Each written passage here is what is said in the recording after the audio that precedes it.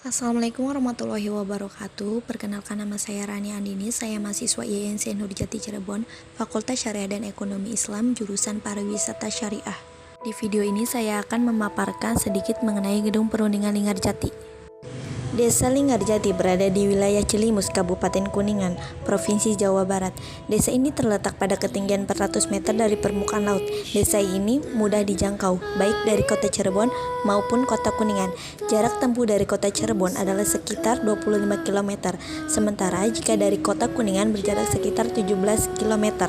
Gedung Perundingan Linggarjati adalah tempat diadakannya perundingan antara Republik Indonesia dengan pemerintah Belanda pasca Perang Kemerdekaan dan terletak di Desa Linggarjati, Kecamatan Cilimus, Kabupaten Kuningan.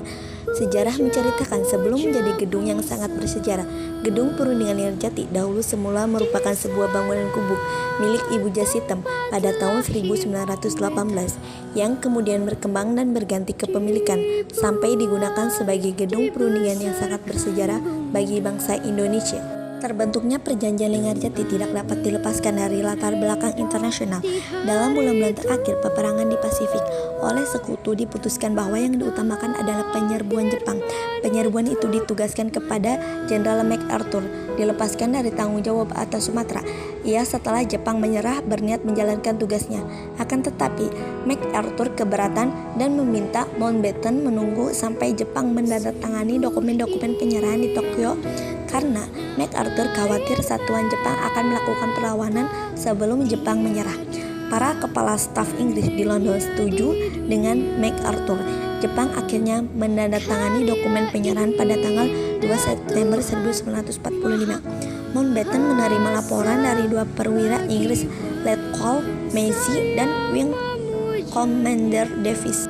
Gedung yang berada di Desa Linggarjati ini pernah menjadi tempat perundingan pertama antara Republik Indonesia dengan Belanda pada tanggal 11-13 November 1946. Dalam perundingan itu, pemerintah Republik Indonesia diwakili oleh Perdana Menteri Sultan Syahrir, sedangkan pemerintah Kerajaan Belanda diwakili oleh Dr. Andes van Buer. Sementara yang menjadi pihak menengah adalah Lord Killer, wakil Kerajaan Inggris. Perundingan tersebut menghasilkan naskah Perjanjian Linggarjati yang terdiri dari 17 pasal yang selanjutnya ditandatangani di Jakarta pada tanggal 25 Maret 1945.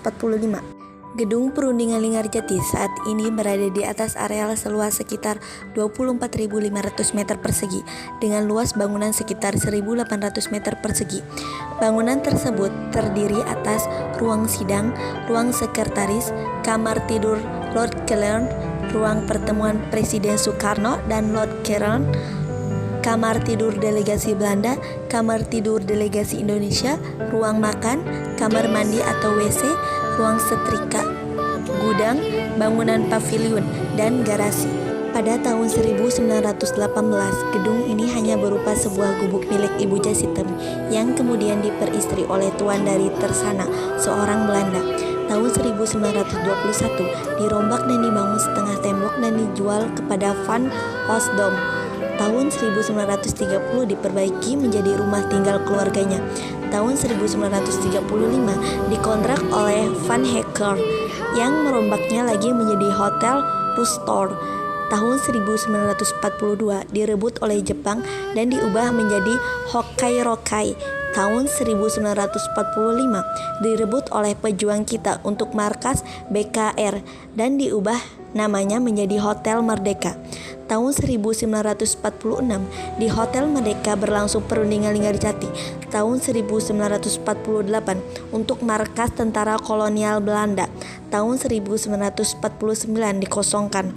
Tahun 1950 sampai 1975 untuk Sekolah Dasar Linggarjati 1. Kemudian tahun 1977 sampai 1979 bangunan yang sudah bobrok itu dipugar oleh pemerintah kemudian dijadikan sebagai museum memori. Mountbatten menemukan garis kebijakan yakni tentara Inggris tidak akan ikut campur tangan dalam perselisihan politik Republik Indonesia dan Belanda. Pertempuran besar mulai meletus pada tanggal 10 November 1945.